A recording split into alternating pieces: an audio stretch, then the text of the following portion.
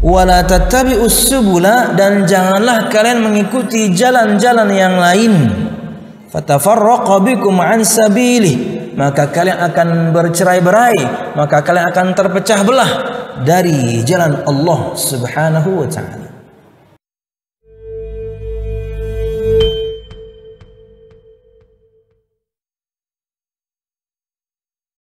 Assalamualaikum warahmatullahi wabarakatuh.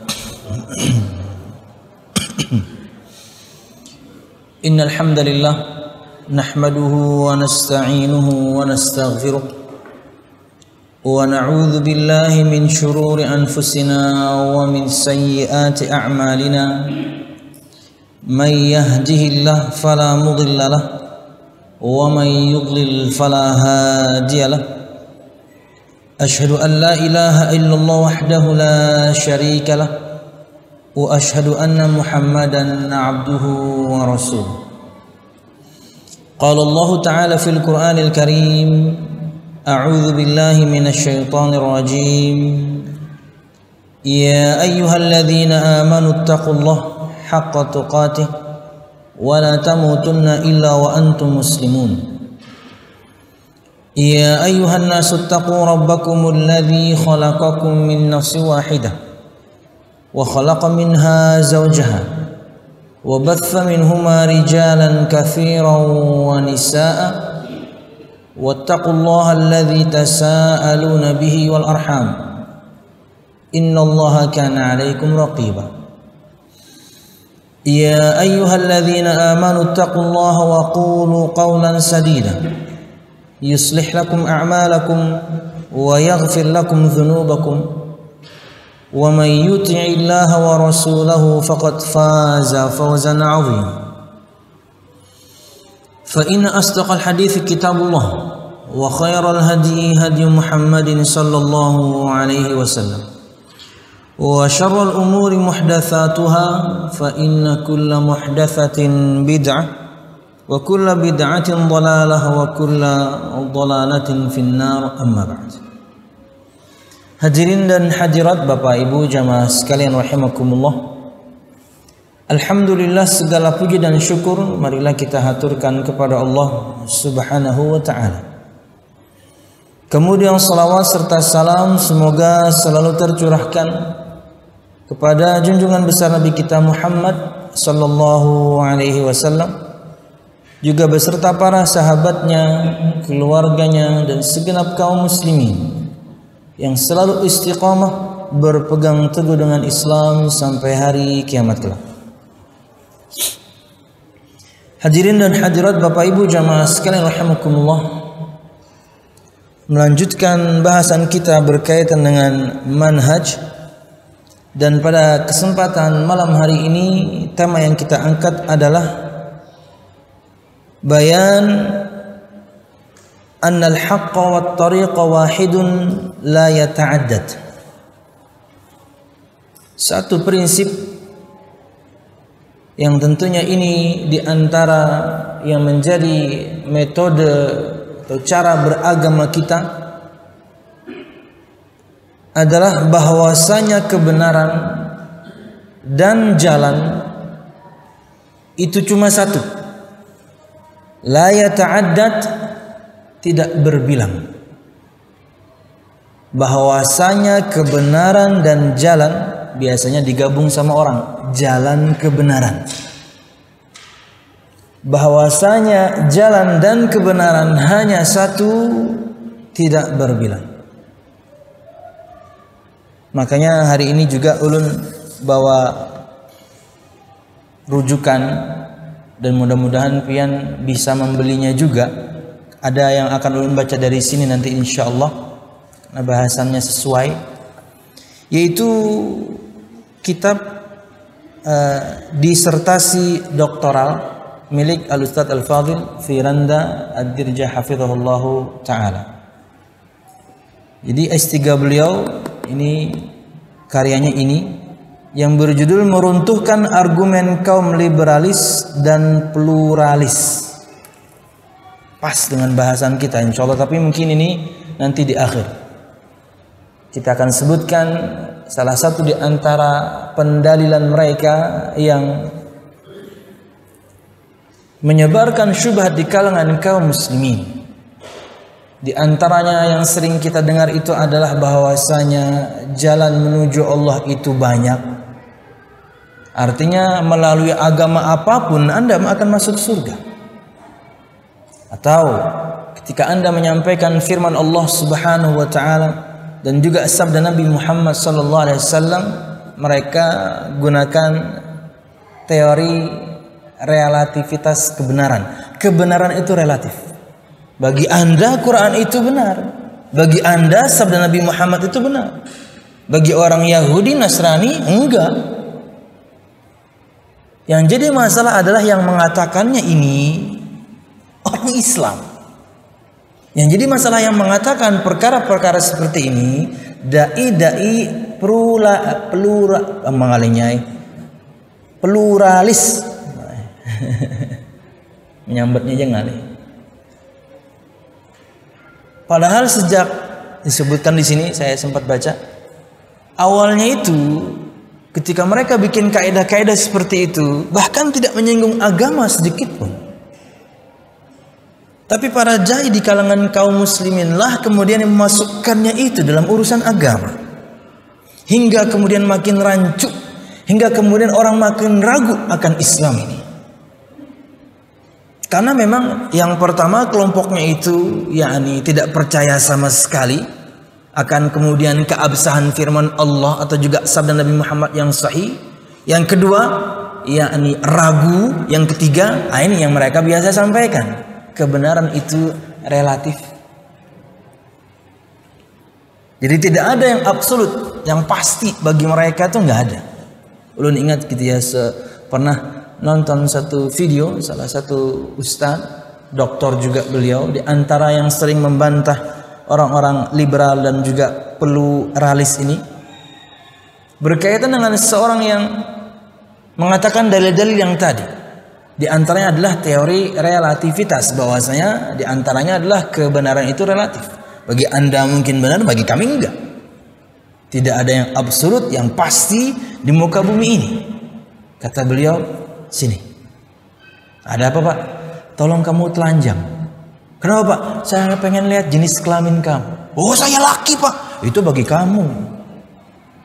Bagi kamu, kamu laki. Bagi saya belum tentu, relatif lah.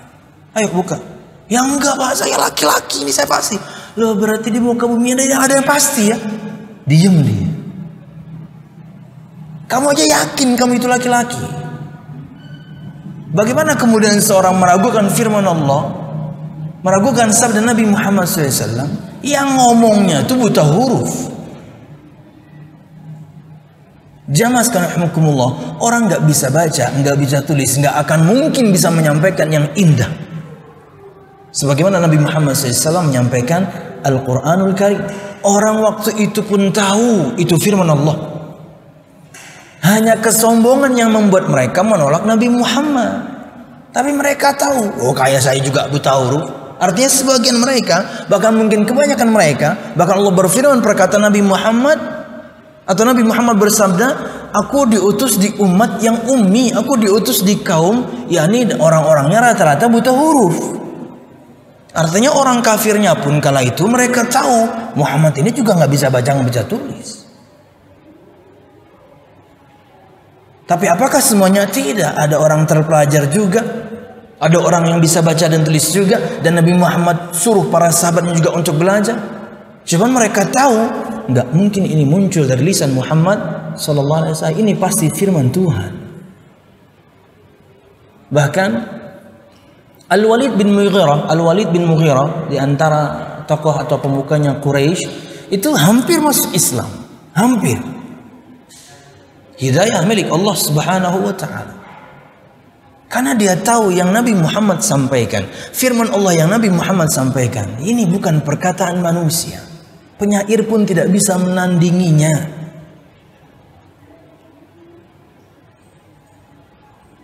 Jamaah sekalian rahimakumullah, di antaranya ya, ulun sebutkan, di antara cara baca buku itu adalah baca daftar isinya dulu. pasti nanti di antara daftar isi itu ada satu judul yang menarik perhatian pian. Cara baca buku tuh kayak gitu. Tentunya buku-buku yang penyempurna seperti ini ya. Tapi kalau buku akidah ya baca dari awal. Harus prinsipnya runut, harus kemudian prinsipnya teratur dari dasar. Jangan buka kitab tentang akidah langsung bab iman pada hari kiamat. Wah, repot. Iman kepada Allah dulu bahas. Di antaranya saya bacakan ya. Ada di bab kedua ini, bab keempat. Argumentasi penyeru pluralisme agama dengan Quran berikut sanggahannya. Artinya mereka pakai dalil Al-Quran. Di bab kelima pakai hadis. Argumentasi penyeru pluralisme dengan hadis-hadis Nabi yang sahih. Bayangkan, gimana kaum muslimin kemudian tidak goyah? Dai-nya bawain firman, dai-nya bawain sabda. Coba. Tapi subhanallah ya. Yani mereka hafal firman Allah, mereka hafal sabda Nabi Muhammad, tapi taufik dari Allah mereka nggak dapat. Iya dong. Subhanallah. Orang-orang seperti itu, yakni mereka menelaah. Bahkan mungkin hafal Al-Quran, bahkan mungkin hafal ribuan hadis, tapi bermanfaatkah untuk mereka Al-Quran dan hadis? Enggak. Kenapa? Niat awalnya memang tidak tulus untuk mempelajari, tapi untuk mencari kesalahan, dan pasti mereka nggak tahu. Hanya mereka putar-putar aja. Dan semoga Allah berkahi ilmu beliau. Ya, ini pian tahu buku asli bahasa Arabnya. Semua asatidzah yang ngajar di Intan Ilmu kami sudah dapat lama buku asli bahasa Arabnya, dan sekarang dijual bebas di Saudi Arabia. Karya tulis tapi dijual. Tidak ada yang seperti itu kecuali karya yang fenomenal dari seorang mahasiswa. Ya, kan banyak disertasi S2, disertasi S3, nggak semuanya dicetak dijual untuk umum. Punya beliau, masya Allah. Semoga Allah berkahi selalu ilmu beliau. Yang tentunya channel YouTube-nya lagi hilang ya. Semoga nanti bisa kembali atau bikin lagi yang baru. Dan untuk yang ngehack ya, atau dibayar untuk ngehack ya, semoga Anda punya umur untuk bertobat kepada Allah Subhanahu wa ta'ala. Anda harus bertanggungjawabkan semuanya. Banyak kebaikan yang orang bisa ambil dari channel-channel yakni para ustadz kita, di antaranya beliau hafizallahu ta'ala. Contoh nih, metode hermeneutika di kalangan penyeru pluralisme agama dalam penafsiran Al-Quran. Pernah dengar ya? Ya, di awal-awal 2000-an rame ini. Tafsir hermeneutika ini. Orang-orang pluralis itu. Ada ilmu cocokologi biasanya di dalamnya. Dipas-pasin, dicocok-cocokin. Nama surah sama nomor ayat bla bla bla. Argumentasi mereka dengan Quran bahwa umat Islam itu, bahwa manusia itu berbeda-beda. Jadi nggak apa-apa dong orang kemudian milih agama masing-masing. Argumentasi mereka dengan Quran bahwa hanya Allah yang tahu kebenaran hanya Allah yang tahu kebenaran suatu masalah, dan Dia akan mengungkapnya pada hari kiamat. Ini yang akan ulun baca untuk pian. Ini yang paling banyak dipakai orang. Kalau udah mentok, karena kita lihat hanya Allah yang tahu kebenaran. Biar di hari kiamat Allah ungkap untuk kita. Ini biasanya orang penolak kebenaran tuh udah mentok ngomongin. Sudah sampai kepadanya firman Allah, sampai padanya sabda Nabi Muhammad dengan pemahaman yang lurus, tapi dia beragama masih pakai hawa nafsu. Nanti kebenaran itu hanya Allah yang tahu. Biar Allah ungkapkan nanti di hari kiamat. Kalau kayak gitu alasannya, ngapain Allah utus Nabi Muhammad? Untuk apa? Nggak ada gunanya Nabi Muhammad SAW diutus kalau begitu. Karena beliau diutus untuk menyampaikan firman Allah, kebenaran dari Allah tentang segala hal, spesifiknya agama. Jamaah sekalian rahimakumullah, lagi argumentasi mereka dengan Quran bahwa tujuan semua agama samawi adalah menegakkan keadilan. Ini yang diangkat. Semua agama baik, semua agama menegakkan keadilan. Mereka nggak bahas orang-orang yang tidak beriman pada Allah. Syubhat dimasukkan ke benak kaum muslimin. Yang jadi masalah dai-dainya labelnya muslim. Argumentasi mereka dengan Quran bahwa agama para nabi adalah sama. Lah, gimana ini? Harusnya karena ini Anda beriman. Harusnya karena ini Anda tahu bahwa semua nabi dan rasul seruannya sama. Walaqad ba'atsna fi kulli ummatin rasulan an i'budullah wajtanibut taghut. Dan telah kami utus pada setiap umat seorang rasul agar dia menyeru, sembahlah Allah dan jauhilah taghut. Semua nabi itu dakwahnya sama, agar nyembah Allah. Jadi mereka terkadang menggunakan itu sebagai dalil, padahal di saat atau di poin yang sama itu bantahan untuk Anda.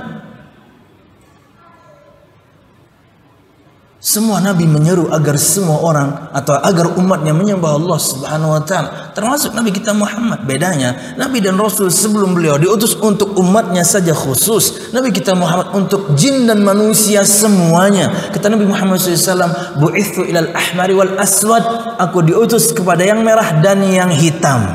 Merah kata para ulama, di antaranya penafsiran Imam Qatadah, merah identik dengan api, maksudnya adalah jin. Nah, dari itulah mereka materi mereka diciptakan. Dan yang hitam identik dengan tanah, maksudnya dari itulah pertama kali manusia diciptakan. Maksudnya jin dan manusia. Argumentasi mereka dengan Quran tentang perintah berbuat baik kepada orang kafir, syubhat. Kita disuruh berbuat baik pada orang, sama binatang kita disuruh berbuat baik. Itu yang mereka gunakan sebagai dalil. Panjang bantahannya. Pian harus beli. Pian harus, berapa harganya Pak? 90.000. Tapi karena kita pre-order ya. Kalau sudah keluar nanti dilepas 200.000 ya. Beda harganya. Ulun dan teman-teman ini waktu dibuka pre-order kami beli semua. Berapa kita? 20 orang ya. Supaya murah. Ya, pian harus beli ini. Ini buku penyempurna pengetahuan. Argumentasi mereka dengan Quran tentang pengakuan agama selain Islam. Argumentasi mereka dengan Quran tentang perintah memaafkan kaum musyrikin. Argumentasi mereka dengan Quran bahwa manusia dibiarkan memilih agamanya. Semuanya pakai firman ini. Tapi dipahami dengan pemahaman yang salah. Dipahami dengan pemahaman mereka sendiri. Contoh misalnya, argumentasi mereka dengan Al-Quran tentang perintah memaafkan kaum musyrikin. Ini di antara dalil Islam itu agama yang adil. Bukan agama mereka benar.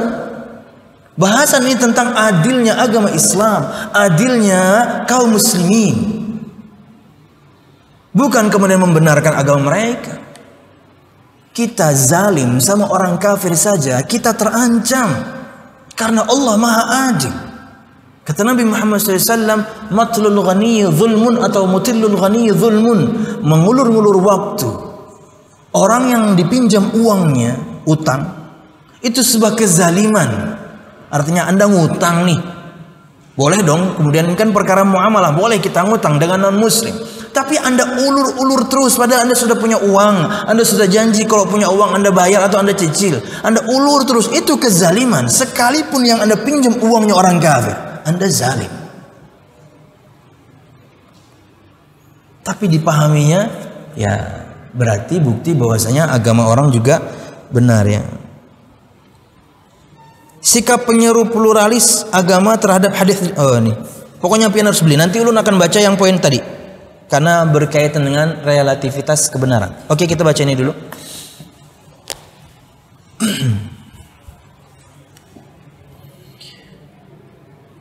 Bahasan kita hari ini berkaitan dengan bahwasanya jalan dan kebenaran, kita gabung, bahwasanya jalan kebenaran hanya satu, tidak berbilang. Allah Subhanahu wa taala berfirman dalam surah Al-An'am 153. Silakan dicatat.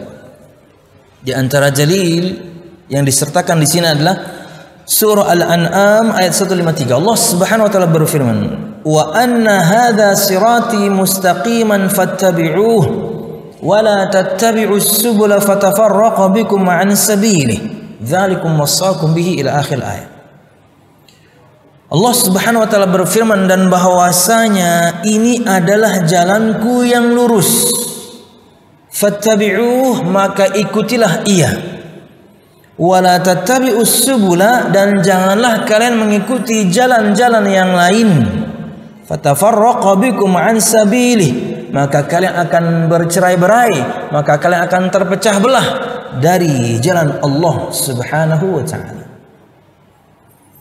Menerangkan hadis ini, menerangkan ayat ini, perhatikan sabda Nabi Muhammad sallallahu alaihi wasallam.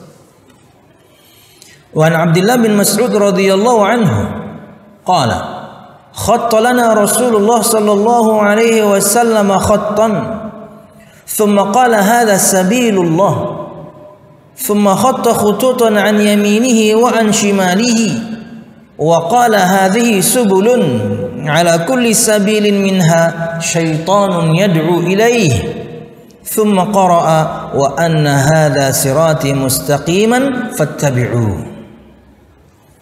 Dari Abdullah bin Mas'ud radhiyallahu anhu berkata, Nabi Muhammad sallallahu alaihi wasallam membuat garis lurus di hadapan kami pada suatu hari. Kemudian beliau bersabda, hadza sabilullah, ini adalah jalan Allah. Thumma khatta khututan an yaminihi wa an shimalihi. Kemudian beliau membuat garis di kanannya, garis-garis di kanannya, khatta khututan, membuat garis-garis di kanannya dan juga di kirinya. Wa qala, dan beliau bersabda, hadhihi subul, ini jalan-jalan yang lain. Ala kulli sabilin minha syaitanun yad'u ilaih. Setiap jalan ini ada syaitan yang menyeru kepadanya. Agama, sekte, faham, pemahaman, macam-macam terserah. Penyimpangan, kekufuran, kefasikan, kemunafikan. Kemudian thumma qara'a, kemudian Nabi Muhammad membaca firman Allah yang kita sebutkan tadi di atas, Al-An'am 153. Wa anna hadza sirati mustaqiman fattabi'uh, dan bahwasanya ini adalah jalanku yang lurus, maka ikutilah ia. Jangan jalan-jalan yang lain, bukan jalan-jalan yang lain, agama lain, faham lain, sekte lain. No, Islam. Dan Allah berfirman di muqaddimahnya ini, Al-Ustaz Al-Fadhil Firanda sebutkan tentang yakni hanya Islam agama yang Allah terima. Begitu banyak dalil beliau sebutkan. Allah Subhanahu wa taala berfirman, "Inna dina 'indallahil Islam." Sesungguhnya agama yang diterima di sisi Allah hanyalah agama Islam. Ayat yang lain, "Wa may yabtaghi ghairal islami dinan falan yuqbala minhu wa huwa fil akhirati minal khasirin." Dan barang siapa yang mencari agama atau mencari selain Islam sebagai agama, falan yuqbala minhu, maka tidak akan diterima darinya agama itu. Wa huwa fil akhirati minal khasirin, dan di akhirat dia kelak menjadi bagian dari orang-orang yang merugi. Inilah penafsiran dari ayat Allah Subhanahu wa taala, karena kita tahu di antara cara menafsirkan ayat itu, ayat ditafsirkan dengan ayat yang lain, ayat dengan sabda Nabi Muhammad sallallahu alaihi wasallam. Jadi maksud dari firman Allah Subhanahu wa taala, "Wa anna hadza sirati mustaqiman fattabi'uhu," hadis ini. Kata Abdullah bin Mas'ud, suatu hari Nabi Muhammad bikin garis lurus di hadapan kami dan beliau mengatakan, inilah jalan Allah. Islam, Al-Quran dan As-Sunnah. Kemudian wa an Abdullah bin Amr radhiyallahu anhu qala Rasulullah sallallahu alaihi wasallam, wa inna bani Israila tafarraqat ala 72 millah wa taftariqu ummati ala 73 millah kulluhum fin nari illa millatan wahidah. Qalu wa man hiya ya Rasulullah? Qala ma ana alaihi wa ashabi. Dari Abdullah bin Amr radhiyallahu anhu berkata, Rasulullah sallallahu alaihi wasallam bersabda, sesungguhnya Bani Israel terpecah belah menjadi 73 golongan, dan umatku akan berpecah belah menjadi 73. Bani Israel 72 golongan, dan umatku akan terpecah belah menjadi 73 golongan, semuanya di neraka kecuali satu golongan. Kemudian mereka berkata, "Waman hiya ya Rasulullah?" Siapa mereka itu wahai Rasulullah sallallahu alaihi wasallam? Jawab Nabi Muhammad SAW, "Ma ana alaihi wa ashabi." Jalan, golongan yang aku dan para sahabatku berjalan di atasnya. Jamaah sekalian rahimakumullah, ini ancaman dari Nabi kita Muhammad sallallahu alaihi wasallam. Karena sebagian kaum muslimin selalu merasa dia bagian dari yang 72. Ketika hadis ini disampaikan, kenapa dia merasa bagian dari yang 72 yang diancam neraka? Kenapa tidak Anda fikirkan bahwasanya, kenapa saya nggak masuk yang satu itu? Kenapa fokus Anda tidak yang selamat itu? Al-firqatun najiyah, at-taifatul mansurah, al-jamaah. Golongan yang selamat. Harusnya fokus kita, saya harus masuk ke kelompok atau ke golongan yang selamat itu. Jalan yang Nabi dan para sahabatnya tempuh itu. Kenapa merasa, buahannya ini mah kafir-kafirkan orang tarus ya. Nyawa kadang bisi kunci surga aja. Subhanallah.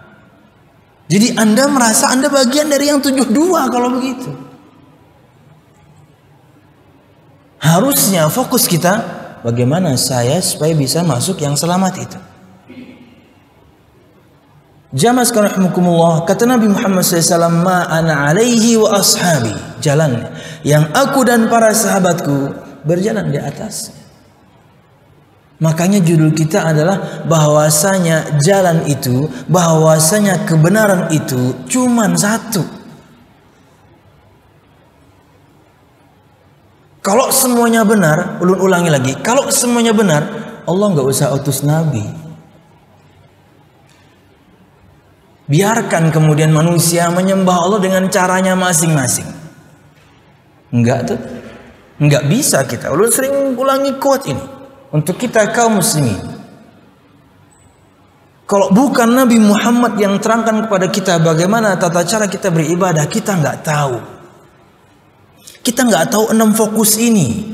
Sebab ibadah, jenis ibadah, jumlah ibadah, cara ibadah, waktu dan tempat. Enggak, Nabi Muhammad yang terangkan pada kita gini loh. Ingin nyembah Allah itu kayak gini loh. Karena yang namanya amal ibadah itu tidak cukup hanya ikhlas. Harus mutaba'ah, harus sesuai tuntunan Nabi Muhammad sallallahu alaihi wasallam dalam 6 hal ini. Kata Syekhul Utsaimin, kalau Anda ingin amal ibadah Anda betul-betul bersesuaian dengan yang diajarkan Nabi Muhammad SAW, perhatikan 6 hal ini. Karena ibadah yang Nabi Muhammad ajarkan pada kita untuk menyembah Allah tidak keluar dari 6 hal ini. Ada sebab ibadah yang kita pelajari. Jika kemudian sebabnya tidak sesuai dengan yang diajarkan Nabi Muhammad SAW, ibadah kita percuma. Walaupun Anda ikhlas, tapi nggak sesuai. Orang yang menghidupkan malam 27 Rajab, ikhlas nggak mereka menghidupkan malamnya? Ikhlas. Apa katanya sebabnya? Karena sebabnya adalah ini malam Lailat, ini malam Isra Mi'raj 27 Rajab. Ada nggak Nabi Muhammad ajarkan sebab itu? Karena ini malam aku di Isra dan Mi'rajkan, maka hidupkan malam kalian dengan sholat malam. Ada enggak? Orang menjalankannya pasti ikhlas. Tapi kalau sebab ibadahnya itu tidak diajarkan, ya percuma. Lain dengan orang yang memang setiap hari dia sholat tahajud, kemudian di antara hari yang dilewati adalah 27 Rajab. Ya biasa aja dong, lawang dia tiap hari. Dia tidak khususkan. Orang-orang ini dalam 1 tahun mungkin jarang salat tahajud, tapi di malam itu begadang dia tahajud. Berarti ada sebab yang karenanya kemudian Anda menghidupkan salat malam itu. Telusur punya telusur tak taunya Nabi Muhammad gak pernah ajarkan. Contoh jenis simple, yaitu ibadah kurban. Itu diantara ibadah berkaitan dengan jenis hewan kurban yang kemudian diperintahkan untuk disembelih. Spesifik, kalau enggak onta, sapi, ya kambing. Anda sembelih binatang yang lain, ikhlas Anda. Bahkan mungkin lebih mahal daripada onta. Mungkin lebih mahal daripada onta. Dia binatang yang halal dan lebih mahal daripada onta misalnya. Apalah gitu ya, jerapah lah. Saya bisa contoh dengan jerapah. Halal, karena hukum asalnya halal. Tidak ada larangan untuk daging jerapah. Tapi kan jenisnya salah. Orang melakukannya ikhlas. Ini pasti bisa cukup untuk beberapa kampung karena jerapah kan gede. Kalau cuma satu sapi dikitan. RT sebelah nggak dapat. Ini coba jerapah. Wow, 3 RT dapat ini tuh. Niatnya baik, manfaatnya luas, tapi jenisnya salah. Percuma. Contoh jumlah rakaat. Contoh jumlah zikir. Ya, dalam syariat Islam diajarkan hitungan, angka, jumlah. Lain dengan ibadah-ibadah yang Nabi Muhammad misalnya tidak patok jumlahnya. Kayak zikir setelah sholat itu dipatok. Subhanallah 33, Alhamdulillah 33, Allahu Akbar 33. Lengkapi dia agar 100 dengan pelengkapnya. La ilaha illallah wa la syarika lah, lahul mulku wa lahul hamdu wa ala kulli syai'in qadir. Ya. Subhanallah. Jangan sekarang Anda lakukan 100 saja per zikirnya itu. Ringan kok. Subhanallah 100, Alhamdulillah 100, Allahu Akbar 100. Sebentar kok, nggak sampai 10 menit kok. Tapi apakah diterima? Ikhlas loh. Enggak. Kenapa? Hitungannya salah. Masa yang baik kemudian nggak diterima? Nah ini, kalau Anda beralasan yang baik pasti diterima dan Anda masih sholat subuh 2 rakaat, itu kami bingung. Yang baik itu pasti Allah terima. Bahkan syubhatnya orang sekarang, apalagi syubhatnya dikatakan oleh orang yang mungkin terkenal artis gitu ya. Pokoknya baik, Allah pasti terima. Anda baik tapi Anda nggak beriman kepada Allah, Anda nggak diterima. Ya. Seorang sahabat menceritakan tentang ibunya. Wahai Rasul, ibu saya itu orang baik. Di masa jahiliyah dia sangat baik. Tapi dia meninggal di atas kekafiran. Di mana ibu saya, wahai Rasul? Ibumu di neraka. Nabi Muhammad yang karena tidak beriman kepada Allah. Baiknya Anda kepada manusia, Allah akan ganjar kok. Allah adil kok. Anda baik, Allah akan berikan balasan. Allah adil kok. Berkaitan dengan akhirat, Anda tidak beriman, neraka Allah tempat kembali. Orang mengatakan yang penting baik, Allah pasti terima. Salat subuh kok masih 2 rakaat sih? Kenapa nggak 5 aja? Kenapa nggak 10? Kenapa nggak 15? Anu tataya 2 aja kan belum terlayur ya. Nah 2 aja kan terlayur. Ya subhanallah. Yang penting baik, Allah pasti terima. Salat subuh masih 2. Zikir masih 3-3. Atau apa kemudian jumlah rakaat salat yang lain misalnya. Ya subhanallah. Wallahu a'lam bishawab. Berkaitan dengan cara simple. Misalnya cara wudu. Cara wudu. Bahkan di antara cara wudu itu ada urutannya. Wajah, tangan, rambut, telinga, kemudian kaki. Tapi kalau Anda kemudian bikin cara sendiri, karena Anda menganggap bahwasanya bagian dari tubuh ini yang paling mulia adalah wajah, berarti dia diakhirkan. Anda cuci kaki dulu, baru kemudian cuci tangan, rambut, telinga, diakhiri dengan wajah. Terima? No. Anda bikin cara sendiri. Dan paling banyak bid'ah itu berkaitan dengan cara. Karena orang ributkan tuh, gak ada tuh Nabi Muhammad melarang zikir keras. Betul. Nabi terkadang zikir keras, Nabi terkadang zikir pelan, lembut, sir, rahasia. Itu enggak kita bahas. Dalilnya sahih semuanya. Yang kita bahas antum rame-rame. Itu yang dibahas. Ya, Nabi Muhammad ajarkan terkadang keras zikir beliau. Kalau berkaitan dengan bahasan lebih utamanya, ya lebih utama kemudian kita zikir sir, pelan, lirih. Bahkan di antara adab berdoa dengan suara yang lirih. Keras dan tidaknya kita tidak pernah. Anda berjamaahnya itu plus kemudian dengan gerakannya itu caranya nggak kayak gitu. Itu yang dibahas oleh para ulama.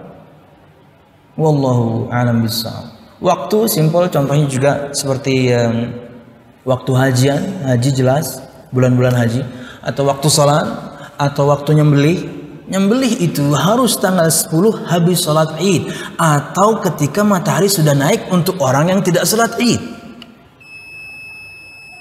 Anda sembelih habis salat subuh percuma. Kenapa? Waktunya salah. Ini kayak gini nih, masuk waktu kan? Kalau tadi misalnya sebelum masuk waktu, yuk Bapak Ibu kita salat Isya, diterima? Enggak, padahal kita ikhlas. Tapi waktunya belum masuk. Terakhir tempat ibadah lah. Tempat ibadah. Ingin baca Quran, silahkan di masjid. Ingin baca Quran, silahkan di rumah. Bukan di kuburan tempatnya. Tempatnya sudah salah. Seikhlas apapun Anda, tapi kemudian tempatnya salah, ya percuma. Sempurna Islam ini. Nggak perlu Anda kemudian berkreasi pada agama ini. Yang ada, jangan dimodifikasi. Kembali kepada tema, bahwasanya jalan dan kebenaran. Bahwasanya jalan kebenaran hanya satu dan tidak berbilang. Jalan yang Nabi Muhammad SAW dan para sahabatnya tempuh, tidak ada jalan yang lain. Di antara dalil orang yang mengatakan bahwanya semua agama sama, semua agama akan menghantarkan kepada Tuhan yang sama. Dibawa kemudian, contohnya, misalnya, sama seperti kalian kalau pengen ke Mubah, ya bisa lewat sana, jalan apa tuh di sana tuh, ya bisa lewat kompleks ini, bisa lewat mana-mana ke Mubah itu. Tapi kan tujuannya satu, pengen ke Mubah. Analogi kayak gitu jangan dibawa ke agama. Karena kalau kata Nabi kami Muhammad SAW, kata Allah Tuhan kami Allah Subhanahu Wa Taala mengatakan bahwasanya ke Mubah itu harus lewat pasar sini saja, kita nggak lewat yang lain. Kalau Nabi kami menyabdakan, misalnya jalan untuk menuju Allah hanya satu lewat sini, cuman itu yang kami tempuh, nggak jalan yang lain. Kadang orang pakai analogi, ya, bujur jual aja, kada bujur.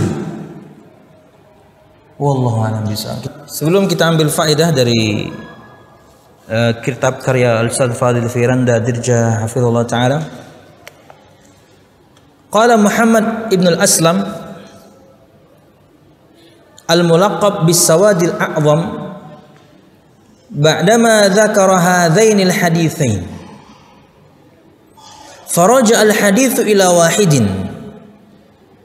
والسبيل الذي قال في حديث أبي ابن مسعود والذي قال ما أنا عليه وأصحابي فدين الله في سبيل واحد فكل عمل أعمله أعرضه على هذين الحديثين فما وافقهما عملته وما خالفهما تركته ولو أن أهل العلم فعلوا lakanu ala atharin Nabi sallallahu alaihi wasallam.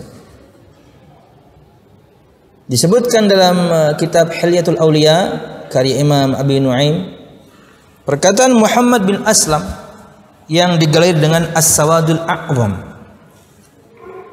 Setelah dia menyebutkan dua hadis ini, hadis yang Nabi Muhammad tadi bikin garis, sama hadis Nabi Muhammad yang terakhir kita sebutkan tentang yang aku dan para sahabatku berjalan di atas. Kata beliau rahimahullah ta'ala, maka hadis itu kembali kepada satu perkara yang sama.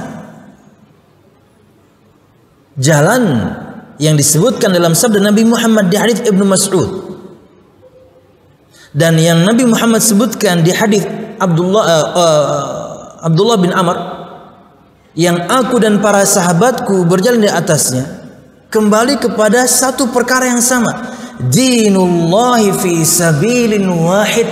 Agama Allah itu hanya ada di jalan yang satu atau hanya satu jalan. Nabi Muhammad sabdakan wa anna hadza, sambil berfirman menyebutkan firman Allah Al-An'am 153, wa anna hadza sirati mustaqiman fattabi'u, ini adalah jalanku yang lurus. Hadis Ibnu Mas'ud. Sedangkan hadis dari Abdullah bin Amr ketika Nabi Muhammad menyebutkan bahwasanya Banu Israel terpecah menjadi 73, umatku 72, umatku 73, 72 di neraka diancam, satu yang selamat, dan Nabi Muhammad sebutkan yang aku dan para sahabatku berjalan di atasnya. Maka kata beliau, fadilullahi fi sabilin wahid, maka agama Allah itu hanya ada di satu jalan yang sama, enggak ada jalan yang lain.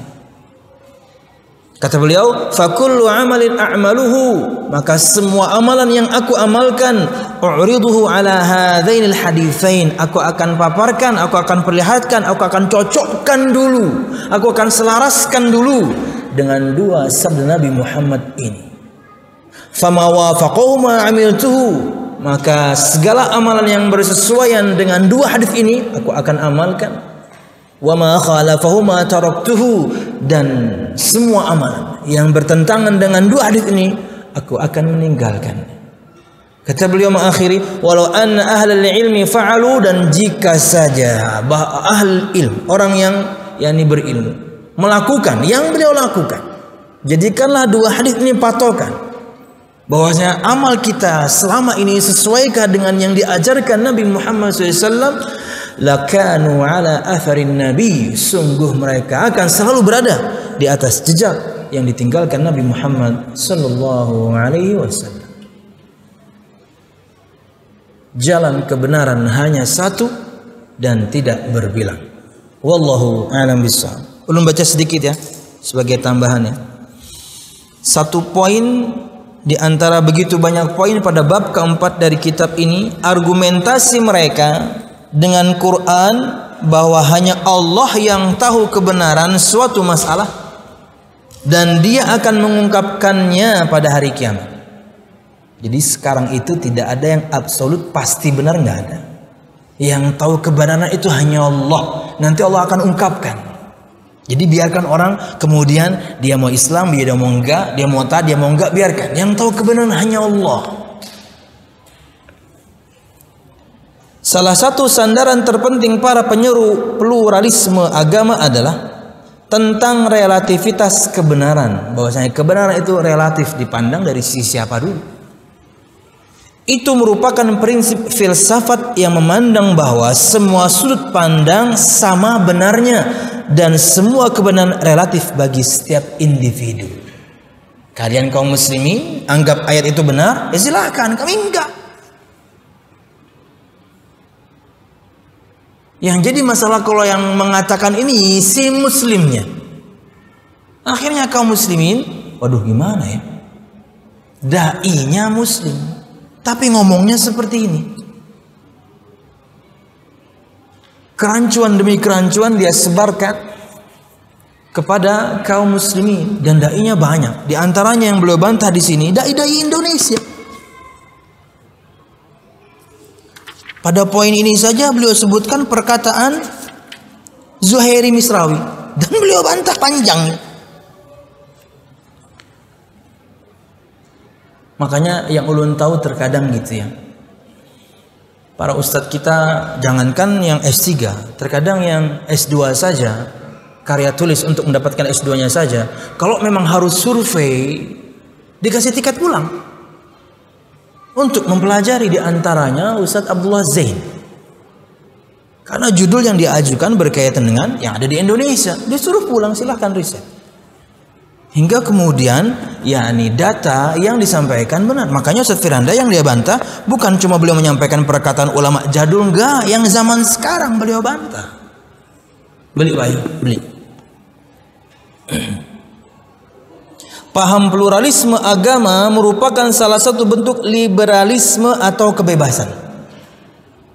yang prinsip relativitas kebenaran tegak di atas landasan umumnya, yaitu bebas. Makanya ada kelompok namanya JIL ya, Jaringan Islam Liberal. Para pendukung pluralisme agama meyakini bahwa meluasnya perbedaan dan pluralitas pendapat adalah fenomena positif dalam mengelaborasi pemikiran, memperkuat pendapat, dan mengembangkan kreativitas. Jadi ini perkara yang bagus. Makanya terkadang juga di antara dai kaum muslimin menyampaikan hadis yang palsu, ikhtilafu ummati rahmah, perbedaan, perselisihan yang ada pada umatku itu adalah rahmat, bentuk kasih sayang Allah. Kasih sayang dari mana? Dari Hongkong. Kata Ibnu Qayyim, konsekuensinya kalau Anda mengatakan bahwasanya perselisihan umatku itu rahmat, berarti kalau mereka bersatu itu laknat. Tinggal dibalik aja, kata Imam Ibnu Qayyim. Harusnya bersatu itu yang rahmat. Dan telusur punya telusur, hadisnya palsu. Ada di jilid 1. Ada di jilid 1, yakni silsilah hadis lemah dan palsu karangan Syekh Al-Albani. Amunnya membaca juga banglah Syekh Albani kan waduh. Lagi direndahkan banget akhir-akhir ini. Tapi begitulah ya. Orang kalau misalnya ini dari zaman dahulu ya. Dari zaman para nabi ya. Tentunya para nabi dan rasul maksum, manusia tentunya tidak. Mereka ketika tidak bisa mencela syariat yang dibawa Nabi Musa, yang dibawa Nabi Muhammad, mereka akan cela fisik. Di antaranya untuk Nabi kita Muhammad SAW, pian tahu tidak hikmah dibalik kenapa kita kaum laki-laki melakukan ittiba, membuka pundak kanan ketika tawaf? Di antara sebabnya adalah karena gunjingan atau karena hinaan orang-orang kafirin, musyrikin, kaum muslimin itu kudisan, kaum muslimin itu punya penyakit kulit, panuan dan lain sebagainya. Karena tangan itu mewakili tubuh.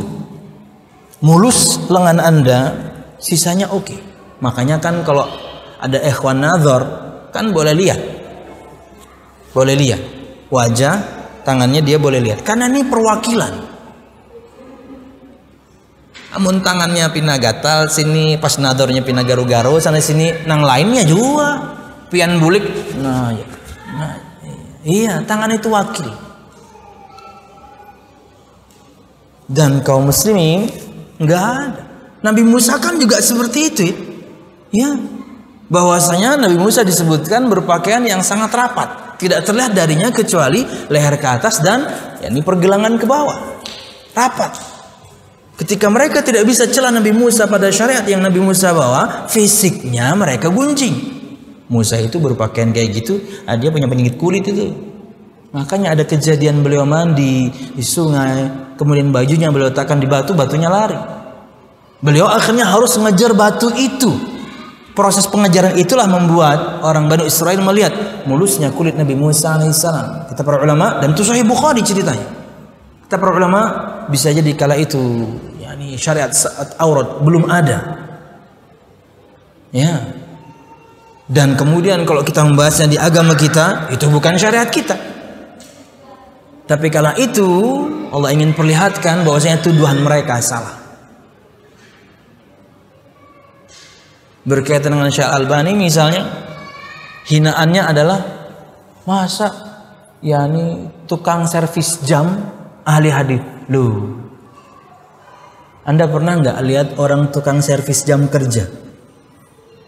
Oh, tukang servis jam dan mereka sedang bekerja, mesti pakai alat bantu, ditaruh di sini untuk memperbesar. Jam kan kecil-kecil.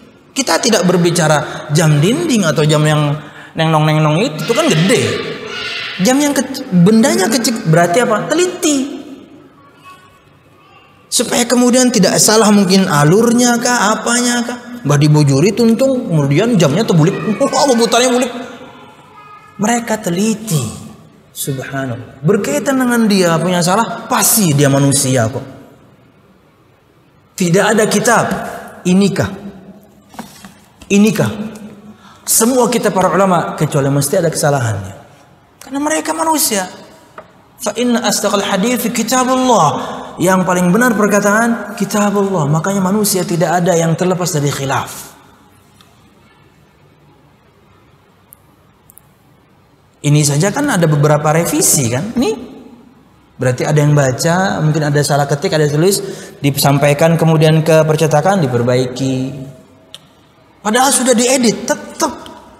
Karena yang paling benar itu Al-Quran. Akhirnya semua karangan ulama siapapun mesti ada salahnya. Mau imam siapapun mesti ada salahnya. Apalagi kemudian Syekh Albani. Tapi bentuk keilmiahan dia ketika dia bersalah, beliau karang satu karangan untuk rujuk. Ulun punya kitab rujuknya Imam Al-Albani dalam 200-an lebih kasus. Beliau sahihkan tak taunya tidak, beliau lemahkan tak taunya tidak. Rujuk, jujur. Karena berkembang selalu ilmu itu. Subhanallah. Kemudian yang merendahkan ini, yang keluar-keluar ini, karyanya aja kita nggak tahu. Ya, karyanya kita nggak tahu. Terkadang kita itu tidak ngaca siapa kemudian orang yang kita kritik. Wallahu a'lam bishawab. Kritik boleh ya, boleh kritik itu, tapi bukan untuk merendahkan. Syekhul Islam Taimiyah punya kesalahan. Muridnya Ibnu Qayyim punya kesalahan, sama kayak gurunya. Ibnu Jauzi yang kitabnya kita baca Talbis Iblis punya kesalahan bahkan fatal. Ya, tapi kita mengharapkan pada kesalahan mereka Allah ampuni. Ilmu yang mereka sampaikan tentang kebenaran firman dan sabda, yuk kita pelajari. Tapi kita tidak pernah merendahkan kan? Itulah adilnya Islam, adilnya Ahlus Sunnah wal Jamaah. Tentunya sekarang sedang kita bahas di kajian Kamis, sedang di poin itu kita pelajari. Adilnya yakni manhaj salaf. Lu tunjukkan sedikit lagi ya. Salah satu konsekuensi dari kebebasan berpikir bagi mereka adalah keyakinan tidak adanya kebenaran yang absolut, sebab klaim kebenaran menghalangi kebebasan berpikir. Panjang di sini beliau sampaikan muqaddimah. Coba kita lihat bantahannya. Jadi kata mereka tidak ada yang absolut, pasti itu nggak ada. Karena kalau ada, kita nggak bebas berpikir, menghalangi kebebasan berpikir. Berarti, perhatikan, dibalik langsung sama Ustaz Firan dari sini. Prinsip itu sejatinya membatalkan dirinya sendiri. Artinya jika kebenaran absolut hanya diketahui Allah, maka para dai pluralisme agama juga tidak bisa mengklaim bahwasanya pernyataan mereka itu juga benar. Iya dong. Kalau Anda katakan tidak ada yang absolut, omongan ente juga nggak mungkin, nggak tentu benar. Hak kita kemudian juga untuk menolak, dibalikin aja langsung. Metode membalik seperti ini Nabi Muhammad sudah ajarkan sejak lama. Ingat sejarah bagaimana seorang izin pada Nabi Muhammad, wahai Rasul, haramkan segala hal, no problem, bisa saya, tapi jangan haramkan zina. Yang lain-lain bisa lah, minum bisa, zina jangan haramkan wahai Rasul. Nabi Muhammad langsung beliau balikkan ke orangnya. Kamu rela ibumu dizinai orang? Enggak. Istrimu? Enggak. Bibimu? Enggak. Anak perempuanmu? Enggak. Ya, orang juga kayak gitu. Metode ini udah lama. Nabi Muhammad udah ajarkan lama. Balikin langsung. Beliau sebutkan banyak, yakni bantahan diantaranya juga prinsip tersebut jelas menantang apa yang dibawa oleh para nabi dan rasul. Di antaranya ayat yang disebutkan tadi di muqaddimah, firman Allah misalnya, bahwasanya semua nabi dan rasul seruannya satu, menyembah Allah Subhanahu wa taala. Bukan menyeru kepada dirinya, kepada emaknya misalnya, no. Kepada Allah Subhanahu wa taala. Dalam surah An-Nahl 36 Allah berfirman, "Wa laqad ba'atsna fi kulli ummatin rasulan an i'budullaha wajtanibut taghut." Dan sesungguhnya kami telah mengutus rasul pada tiap-tiap umat untuk menyerukan, sembahlah Allah saja dan jauhilah taghut. Semua sesembahan selain Allah Subhanahu wa taala yang rela untuk disembah itu taghut. Karena ada orang nyembah nabi, ada orang nyembah malaikat, nabi dan malaikatnya nggak rela. Bukan taghut. Taghutnya siapa? Setan yang menyuruh orang untuk menyembah nabi dan malaikat.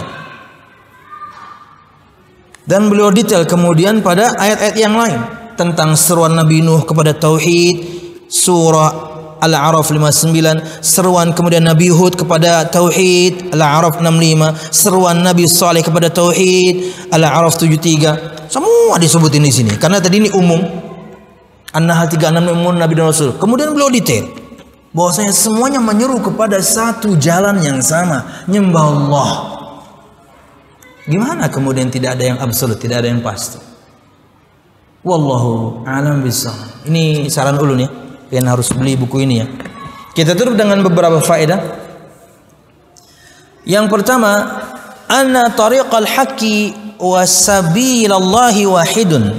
Dari satu ayat Allah yang kita sebutkan tadi, Al-An'am 153, dan dua sabda Nabi Muhammad yang kita sebutkan, plus perkataan seorang ulama, bahwasanya jalan yang benar, bahwasanya jalan Allah cuma satu, yang Nabi dan para sahabatnya jalani, tapaki, lalui, nggak ada yang lain. Al-thaniyah anna at-tariq alladhi kana alaihi an-nabi sallallahu alaihi wasallam wa huwa alladhi sara alaihi wa ashabihi radhiyallahu anhum ajma'in. Bahwasanya jalan kebenaran itu adalah jalan yang Nabi Muhammad sallallahu alaihi wasallam dan para sahabatnya jalani, lalui, tapaki. Tidak ada jalan yang lain. Al-thalithah anna an-najata manutatun bittibai hadzal tariq. Bahwasanya keselamatan itu tergantung dengan mengikuti jalan ini. Anda tidak ikuti jalan ini, Anda nggak akan selamat. Nabi Muhammad sudah sebutkan 72 di neraka ancaman, satu yang selamat. Artinya keselamatan itu terkait hanya pada jalan yang Nabi Muhammad dan para sahabatnya lalui. Kemudian ar-rabi'atu yang keempat, al-wa'idu liman khalafat tariq. Dalam bahasan kita malam ini ada ancaman untuk siapa saja yang menyelisihi jalan Nabi Muhammad dan para sahabatnya. Anda terancam. Pastikah neraka? Kita nggak boleh pastikan. Prinsip kita ya, kita memiliki prinsip dasar Islam. Sesoleh apapun orang, tidak bisa kita memastikan dia surga kecuali firman Allah yang menyebutkan tentangnya atau Nabi Muhammad yang menyebutkan tentangnya. Seperti jelasnya surga para sahabat, seperti jelasnya surga individu sahabat Nabi Muhammad sebutkan yang terpisah.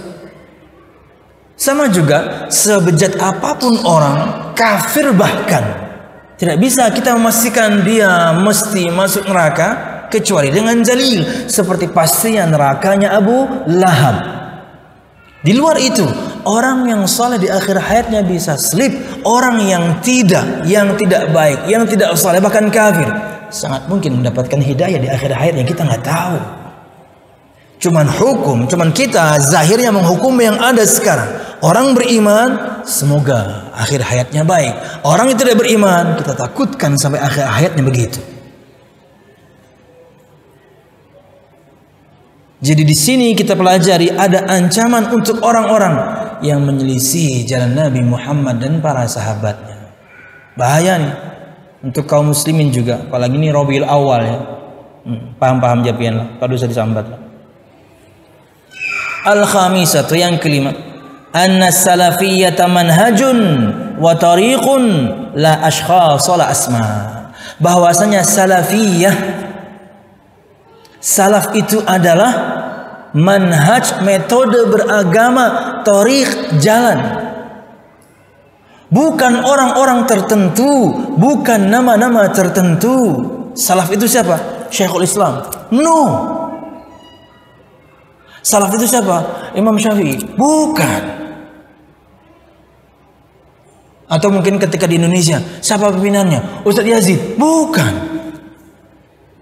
Salafiyah itu metode beragama.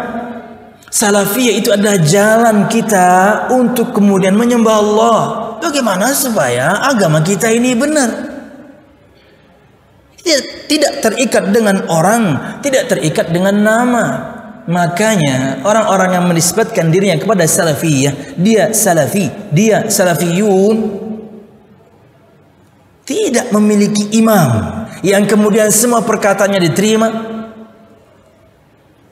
kecuali Nabi Muhammad sallallahu alaihi wasallam. Anda kalau misalnya bahas tentang salaf atau salafi, kemudian Anda cari nih siapa pendirinya, bagaimana ADART-nya, enggak ada.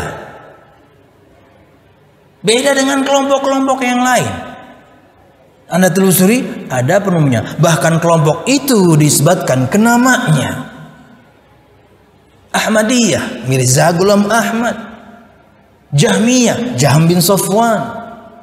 Kelompok-kelompok itu Asy'ariyah, Abu Hasan al-Asy'ari. Abu Hasan al-Asy'arinya taubat, tapi namanya tetap kemudian jadi nama kelompok. Ada penemunya, ada pencetusnya, ada pionirnya. Karena salafiyah itu adalah manhaj, metode beragama, bukan orang, bukan nama. Tapi kalau misalnya kemudian harus sebutkan nama, satu orang yang semua perkataannya kita terima, Nabi Muhammad sallallahu alaihi wasallam, dan itu konsekuensi keharusan semua kita nomor satu. Ketika kita mengatakan asyhadu anna Muhammadar Rasulullah, kita punya keharusan, tuntutan dalam agama ini untuk kita menerima semua berita yang beliau bawa tanpa ragu, bahkan harus meyakininya, sama seperti kita meyakini perkataan yang keluar dari lisan kita sendiri, bahkan harus lebih daripada itu. Innahu lahaqqum mithlama annakum tantiqun. Sesungguhnya ia adalah kebenaran sama seperti yang kalian ucapkan. Meyakininya kita akan sabda Nabi Muhammad yang sahih itu harus lebih yakin kita daripada perkataan yang keluar dari lisan kita sendiri. Tidak boleh ragu, sekalipun berkaitan dengan perkara-perkara gaib. Itulah kenapa di Pekanan Ulun kita bahas hadis-hadis atau kisah-kisah gaib dalam hadis yang sahih. Wallahu a'lam bishawab. Kemudian yang terakhir, butlanud da'wati ila qabulil aqwalil mutabayinati wal mutaqabilati wa i'tibariha aqwalan maqbulah. La siyama fil i'tiqad kal asy'ariyyati was sufiyah. Batalnya dakwah seruan kepada menerima perkataan orang yang berseberangan dan menganggap bahwasanya perkataannya bisa diterima, apalagi dalam perkara akidah seperti Asy'ariyah dan juga Sufiyah. Kita ini beda. Tapi yang namanya perbedaan, ya kita harus saling terima lah, satu sama lain. Itulah keberagaman kita. Tapi terkadang kalau ini kita balikan ke mereka, faedah dari Ustaz Al-Fadhil Ahmad Zainuddin, kalau kita kembalikan pada mereka, kenapa Anda kok tidak terima dengan yang kami sampaikan? Kalau Anda gaungkan tentang Bhinneka Tunggal Ika, Anda gaungkan bahwasanya kita berbeda itu nggak apa-apa. Kenapa Anda kok kemudian selalu yang Anda cecar, selalu yang Anda rendahkan adalah dakwah salaf? Sama kayak metode Nabi Muhammad. Iya, kita balikin langsung. Anda sendiri tidak mempraktekkannya pada kami. Gimana? Maka batal seruan atau propaganda menerima semua perkataan, menerima semua pendapat, bahwasanya semua bisa diterima, semua bisa tidak. Kaidah pakai relativitas tadi. Apalagi dalam perkara akidah, enggak. Perkara ibadah, perkara fikih, ya welcome kita. Makanya di 4 pengajian terakhir ulun berkaitan dengan mulia dengan manhaj salaf itu tentang prinsip ini. Prinsip bagaimana ketika berselisih, kita beri uzur, kita beri maaf kepada siapapun yang berselisih dengan kita, kalau memang itu perkara ijtihadiyah dan perkara yang memang boleh ijtihad padanya. Apa tuh Ustaz? Tonton 4 video saya, capek saya terangin nanti. Ya, kita punya sikap itu, tapi tidak untuk akidah. Ini mencela sahabat, nggak apa-apa, kita terima. Ini mencela Allah, nggak apa-apa, kita terima. Ini nggak beriman kepada Allah, Anda benar juga. Nggak jelas kalau begitu agama kita ini. Nggak punya prinsip kalau begitu agama kita ini. Kenapa? Semuanya benar. No. Jalan itu cuma satu. Jalan yang Nabi Muhammad tapaki dan para sahabatnya tapaki. Sallallahu alaihi wasallam dan radhiyallahu anhu ajma'in. Wallahu a'lam bishawab. Ini yang bisa ulun sampaikan dan bermanfaat salah dan khilaf ulun. Mudah-mudahan kajian kita diberkahi Allah Subhanahu wa taala. Amin ya rabbal alamin. Subhanakallahumma bihamdika asyhadu an la ilaha illa anta astaghfiruka wa atubu ilaik. Wassalamualaikum warahmatullahi wabarakatuh.